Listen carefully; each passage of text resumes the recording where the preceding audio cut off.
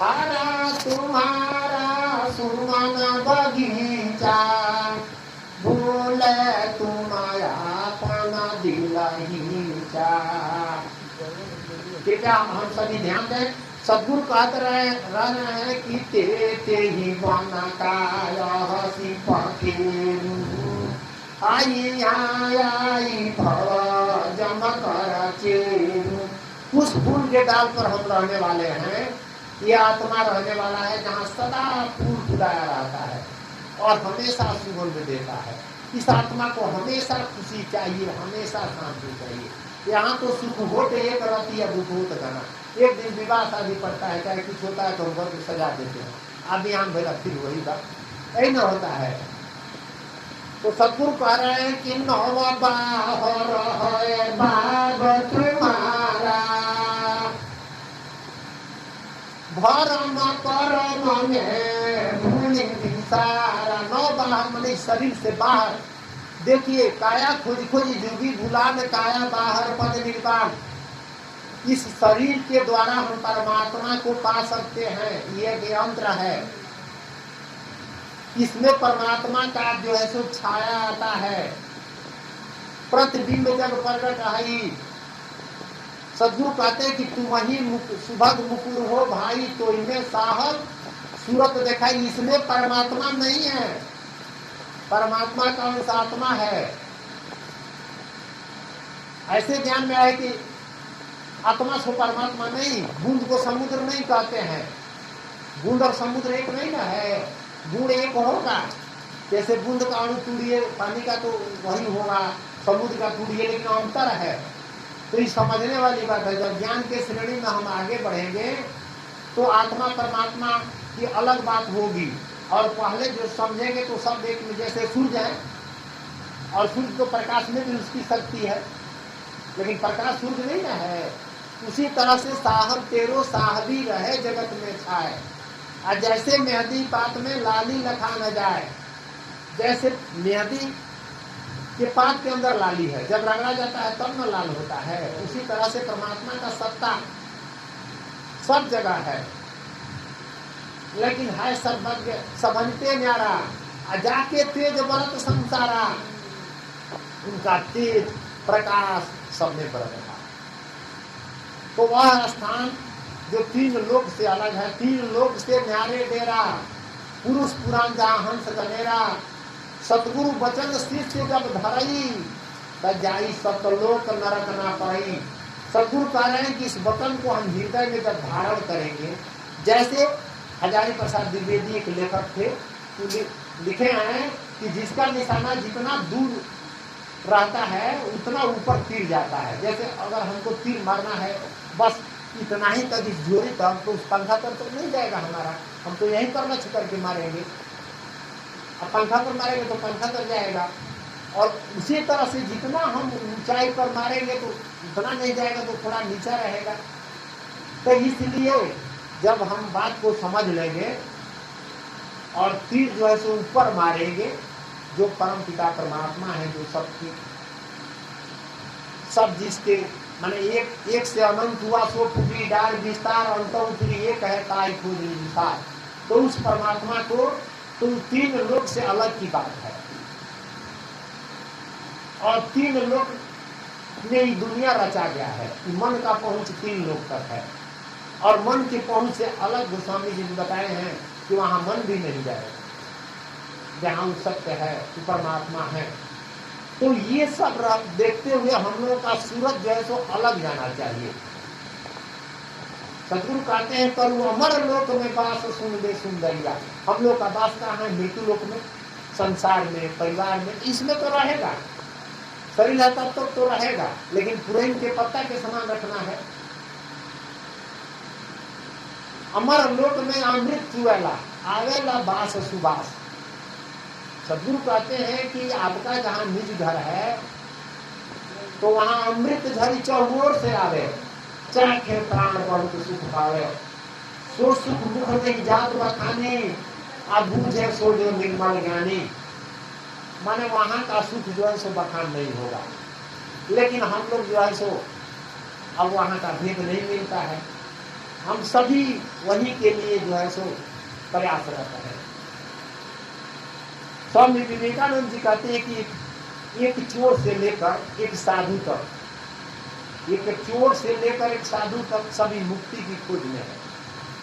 चोर यह समझता है कि हम धन लूट लेंगे तो हमारा सारा काम हो जाएगा, हमको शांति मिलेगी। आज साधु क्या करता है? भगवान बुद्ध क्या किए? राजपाट रानी परिवार छोड़ दिए और जाकर ध्यान लगाए। तू कहे कि नहीं, ये जब तक रहेगा तब तक परमात्मा नहीं मिलेंगे। सदगुरु कहते हैं कि यह दुई चक्र भर मृत्यु लोग का कामिनी कनक महाबड़ शोका। दुनिया में सबसे बड़ा शोक क्या है? राम जी को शोक कैसे हुआ? सीता जी से हुआ ना। तो ये धन संपत्ति और परिवार यही बड़ा शोक है। लेकिन मजबूरी है इसमें हमारे, तो इसका भी ऋण हमें चुकाना है। तो भय त्याग सामर्थ है दूजा, ताके चरण कमल का पूजा। तेज कंदर्प कामिनी नहीं सा था, असुमिर नाम निधि होई सना था। इसको तजना है इस संसार को, तो कैसे हम तजेंगे? सब लोग बता रहे हैं कि तजिए तजिए, तो कैसे आप घर छोड़ देंगे? जो संत महात्मा होते हैं वो भी तो भक्त के यहाँ आते हैं। मन से तजना है, मन से आना संत बनना है बस। कहाँ जाएंगे हम? कहीं भी जहाँ जाएंगे तहाँ तो मन रहेगा। सदगुरु कहते हैं जहाँ जाइयो तहाँ झूठी बात, साँच कहत मन टूटी जात। जहाँ जाइएगा तहाँ झूठा हाकिम, माने यहाँ का सब काम झूठे है। झूठा ही लेना, झूठा ही देना, झूठा ही भोजन, झूठ के देना। प्रथम झूठ सवेरे भाखा, यह प्रकृति निश्चय दिला था। हम लोग जो भी काम करते हैं, देखिए सदगुरु बता रहे हैं, चाहे आप पढ़ रहे हैं, लिख रहे हैं, जो भी कर रहे हैं, ये सब झूठा का मजबूरी है आपको इसमें फंसने का। लेकिन आप थोड़ा सा जगेंगे तब खुशी होगा, तो इस झूठ को छोड़ेंगे। तो इसमें रहते हुए क्रमशः आगे बढ़ना। ऐसे कहने से नहीं छूटेगा। जैसे काम क्रोध मद लोभ तजा, पहले बात आया था। तो काम का मतलब क्या है? काम काम सब कोई कहे, काम न चीने कोई। आप सकल जग की कामना काम कहा है। तो जो भी मन में इच्छा आया कि करेंगे वो करेंगे, वह सब काम। तो काम तजना है। अब आप कहें कि काम तज देंगे तो खेती कैसे होगा? ये क्या? अरे भाई सब गुलामी है, करिए, आप तजेंगे कैसे? भूख लगेगा तो भोजन करना ही पड़ेगा। ठंडी गर्मी आएगा तो शरीर का हिफाजत करना ही पड़ेगा। लेकिन मन से आना संत बनिए। काम क्रोध, अब देखिए क्रोध क्यों होता है? आपका कोई प्रिय चीज है, ले रहा है, आपका संपत्ति है, चाहे आपका बात कोई नहीं मान रहा है, तभी न क्रोध हो रहा है। तो आप मत क्रोध दुनिया, जो भी आपका बात है वो सब गलत बात है। एक भक्ति छोड़ करके और सब बातें गलत है। जो आज आप कह रहे हैं अभी सही है, अभी गलत हो जाएगा। यहाँ अस्थायी कोई चीज है तो नहीं मानता है तो मत माने। इसी से ना क्रोध होता है कि ये गलती कर रहा है, तो कर रहा है। तो अगर देखिए आज दुनिया में कोई गलती कर रहा है, उसको आप मार दे तो आपको सजा हो जाएगा ना। तो कामना त्याग दे, यानी इच्छा दूर कर दे। क्रोध त्याग दे। क्रोध कब दूर होगा? जब कामना छोड़ेंगे तो क्रोध खत्म हो जाएगा। कामना इच्छा जब नहीं होगा, जैसे किसी वस्तु की इच्छा है, किसी पर आकाश लगाए है, कोई चीज हमको दे, आप किसी की सहायता किया है, आप अपना सहायता उससे मांगने जा रहे हैं, आउट नहीं किया तो क्रोध हो जाएगा कि हम इतना किए उतना किए। तो आप निष्काम भाव से कीजिए, कर और भूल जाइए उसको, आस मत रखिए। तो कामना छोड़ेंगे तो आप देखिए, कामना छोड़ देंगे तो काम क्रोध लोभो खत्म हो जाएगा। लोभ किस चीज का कीजिएगा?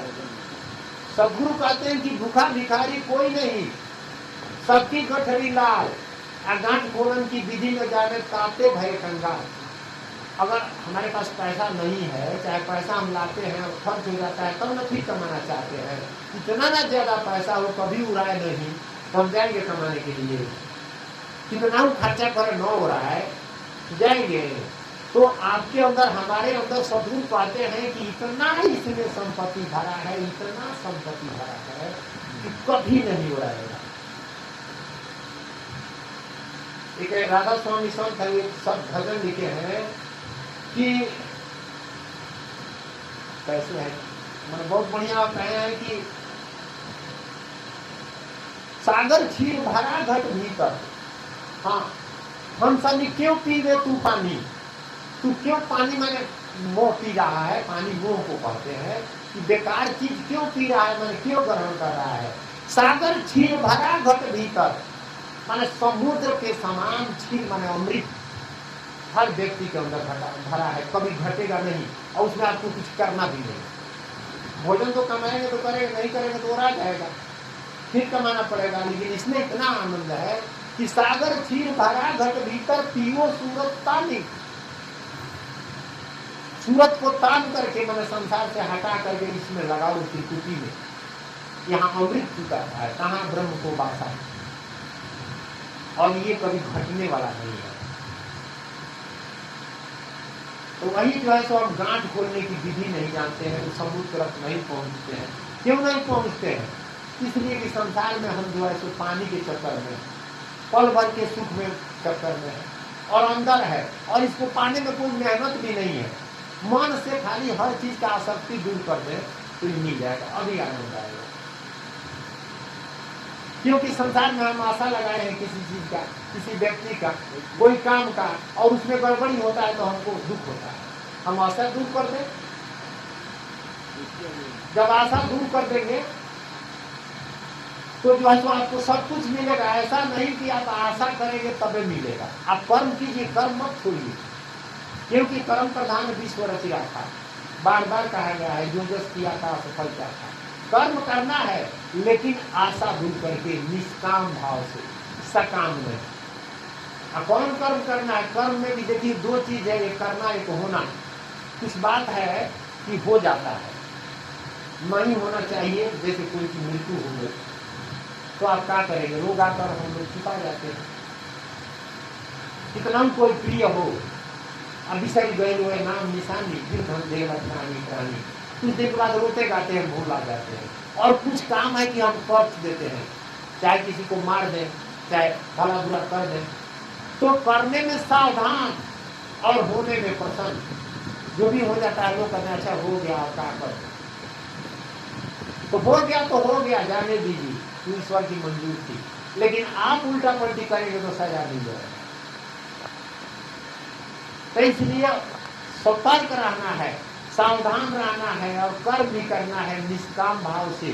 खेती कीजिए खूब मन लगाकर, होगा कि नहीं होगा तो जरूरी है, नहीं होगा फिर नहीं होगा तो ठीक करेंगे, ठीक करेंगे, करते रहते हैं, बस वही तो बात है। लेकिन मन की दुविधा नहीं दूर होता है, सब बात मन में है। समर्पण मन से होता है, मन से समर्पण करना है।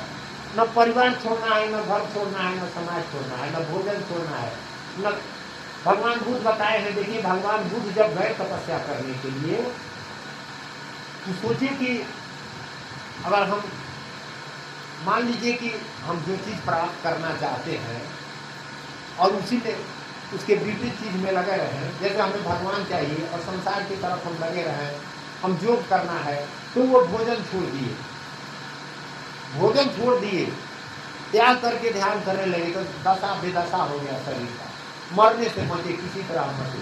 तो बाद में अपना सिद्धांत बनाए कि बीच की अवस्था, न अधिक भोजन करना है न कम करना है। दुनिया का भी काम जो है सो न अधिक करना है न कम करना है। माने जो जरूरी है उसको हिसाब से जो उचित है करना है, नहीं करेंगे तो वो शांत नहीं रहेगा। जैसे संत लोग कहते हैं कि पांचों कुटिया राम के करे भजन में भंग, इनके टुकड़ा दे के तब कर सत्संग। जायज से नियम से कुटिया न है, इसमें काम करो तो लोग है, हम तो बक रहे हैं, छोड़ दीजिए, छूटता है। इसको चाहिए ना तो उचित अनुचित का विचार करके, इसको जो उचित है भूख लगा है तो भोजन करेंगे, जो जरूरत है करेंगे, लेकिन उचित अनुचित का विचार करके कीजिए और निष्काम भाव से। साहब सतनाम, अब इन्हीं शब्दों के साथ अपने वाणी को ध्यान देते हैं। साहब सतनाम ओ सुख सागर सब गुण लागर, निगम नीति सदे भरण,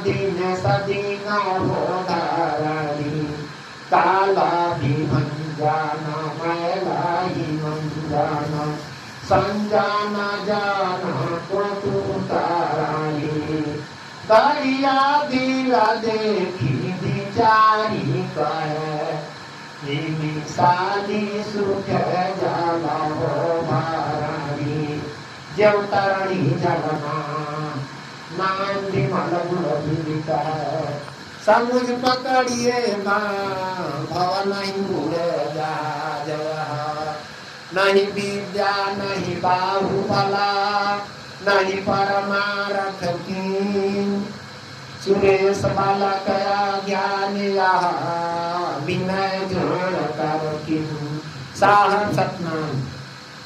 यदि आपको आत्मज्ञानी बनना है तो आपको स्वतंत्र होना होगा और अपने को ऐसे वातावरण में रखना होगा जहां आप एकांकी और सर्व चिंताओं से मुक्त होकर रह सके। जो दुनिया के सुखों की तरफ ध्यान रखते हुए आत्म अनुभूति की चाह रखता है वह उस मूर्ख के समान है जिसने नदी पार करने के लिए एक मगर को लकड़ी का लट्ठा समझकर पकड़ लिया है। सदगुरु कहते हैं पहले भगवत राज्य को प्राप्त कर लो, से सब कुछ तुम्हें स्वयं ही मिल जाएगा। यही एक महान कर्तव्य है, यही त्याग है। एक आदर्श के लिए जिंदा रहें और मन में कोई दूसरा विचार आने ही न दें। आओ हम सब अपनी सब शक्तियां उस आध्यात्मिक पूर्णता की ओर लगाएं जिसका कभी क्षय नहीं होता। महानुभावों, जब आप इस जगत प्रपंच को देखना या जानना बिल्कुल बंद कर देंगे तभी आपको आत्म उपलब्धि होगी। यानी बाहर बाहर फिरे शिकारी अंदर मरम न पावे। एक अंगुली से हम दूसरे के तरफ बताते हैं तो 3 अंगुलियां अपने ओर इशारा करती है, यानी अपने आत्मा के तरफ हमें सिर्फ ध्यान देना है। साहब सतनाम, साहब सतनाम। अनल हक का अर्थ होता है आत्मा ही परमात्मा है, परंतु आत्मा ही परमात्मा नहीं है। परमात्मा समुद्र के समान है और आत्मा बूंद के समान।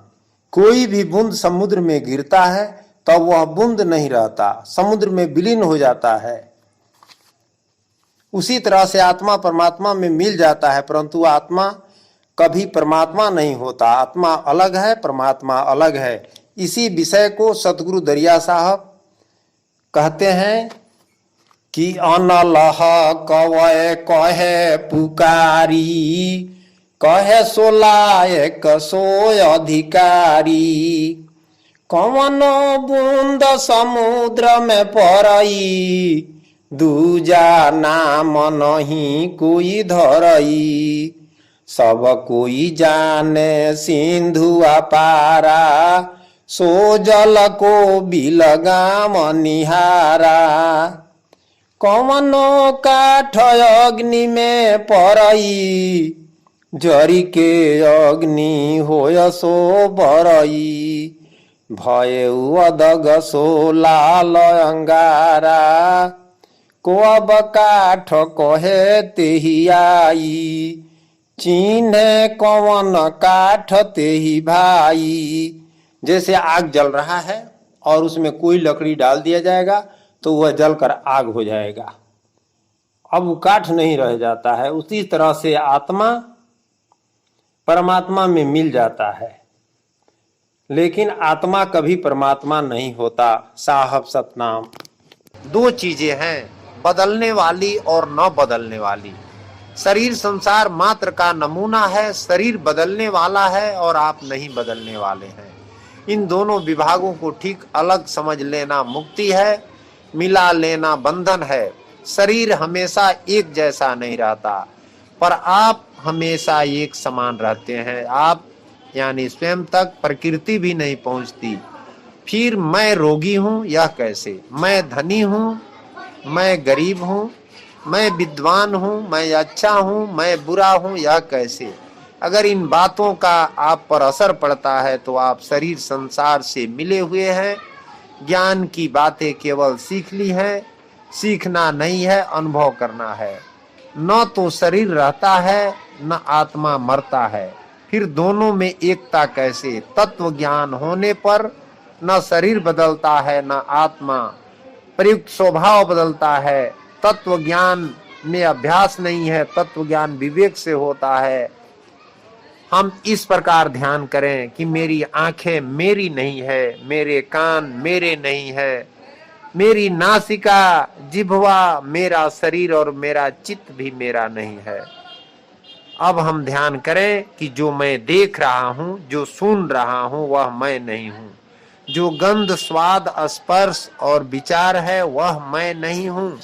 देखना मैं नहीं हूं, श्रवण करना मैं नहीं हूं, गंध लेना, स्वाद लेना, स्पर्श और विचार करना भी मैं नहीं हूं। पृथ्वी तत्व मैं नहीं हूं, जल अग्नि वायु आकाश और चेतन तत्व भी मैं नहीं हूं। जन्म और मृत्यु मुझे छू भी नहीं सकते। मैं मुस्कुराता हूं क्योंकि न तो मैं जन्मा हूं और न मैं मरूंगा। जन्म के कारण मेरा अस्तित्व नहीं है और मृत्यु से मैं अस्तित्व विहीन नहीं होऊंगा। साहब सतनाम, साहब सतनाम। सप्ताह में 7 दिन होते हैं, 7 दिन का वर्णन। भू प्राण स्वरूप, प्राणदाता को कहते हैं। सूर्य प्राणदाता है। केनोपनिषद में सूर्य को प्राण कहा है, इसलिए रवि प्राणदान करने वाला दिन है। 6 दिन मनुष्य काम करके इस शक्तियों का संचार करता है। व्यवहारिक दैनिक कार्य से छुट्टी लेता है, प्राण का चयन करता है। अपनी शक्ति जो काम करते करते क्षीण हो चुकी थी इकट्ठा करता है। शक्ति के संचार से ही फिर कार्य में दक्षता अथवा अंधकार का नाश और फिर सूर्य जैसा काम करता है। शक्ति संचारित होने के बाद अब मनुष्य शांति से काम करना चाहता है। वह सौम्य स्वभाव को प्राप्त करता है और सोम का संबंध सौम्यता से है। सोम को मॉन्डे चांद का दिन कहते हैं। चांद शीतल स्वभाव है। सोम का व्रत विशेष फल रखता है। सोमवती अमावस्या इसीलिए प्रसिद्ध है। शांति तब तक प्राप्त नहीं होगी जब तक दुख दूर न हो। चांद को देखकर एक बार तो दुख भूल जाते हैं, इसलिए सोम दुख दूर करने वाला भुआ है। शांति में प्रसन्नता आह्लाद होता है, इसलिए अगला दिन मंगल है। मंगल आनंद है। आनंद स्व में है, स्व सुख स्वरूप है। जहाँ शांति और सुख हो वहाँ मनुष्य बुद्धि से काम लेना आरंभ करता है, बुद्धिमान बनता है। बुद्धि उसको प्राप्त होती है। कहा है बुद्धिर्च बलम तस्य, बुद्धि बल महान बल है, इससे महानता प्राप्त होती है। इसलिए बुद्ध का संबंध मह के साथ है। बुद्धिमान की बड़ाई होती है, वह बड़ा पति समझा जाता है, वह बृहस्पति है। बृहस्पति तब बनेगा जब स्वयं उपार्जन अथवा पैदा करके अपने पास न रखेगा। अपनी उपज का मनुष्य पूर्ण स्वरूपेण स्वामी होता है, पति होता है। इसलिए महानता का परिणाम बृहस्पति है और बृहस्पति के लिए पहले पैदा करना, जना बनना जरूरी है। इस महानता को स्थिर रखने के लिए उसे तप करना होगा। निर्ब्रिय तप नहीं कर सकता, ब्रियवान ही तप कर सकता है। ब्रिय शुक्र है, तप से शुक्र उत्पन्न हुआ, इसलिए तप का शुक्र के साथ संबंध है। जब मनुष्य पुरुषार्थ करके उपार्जन कर लेता है तो अपनी कमाई का सोच सोच कर सैन्य व्यय करता है, वह नीतिमान बन जाता है। शुक्र की भांति शुक्र की प्राप्ति पर मनुष्य निर्भय हो जाता है और निर्भीक ही सत्य को प्रचार कर सकता है। सैन्य फैलता है, सत्य सैन्य फैलता है, बुराई जल्दी जल्दी फैलती है। इसलिए शनि का संबंध सत्य के साथ है। साहब सतनाम।